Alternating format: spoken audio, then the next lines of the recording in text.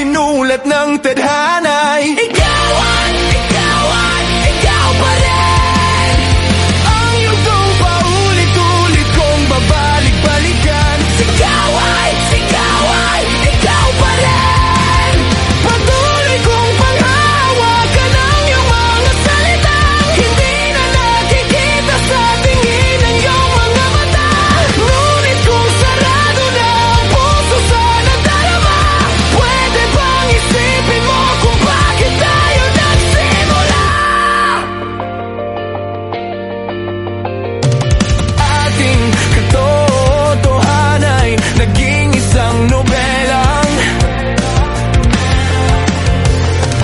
winakasan ng pagdududang di na nalabanan. Nais na maramdaman muli kung paano isulat ang pangalan mo.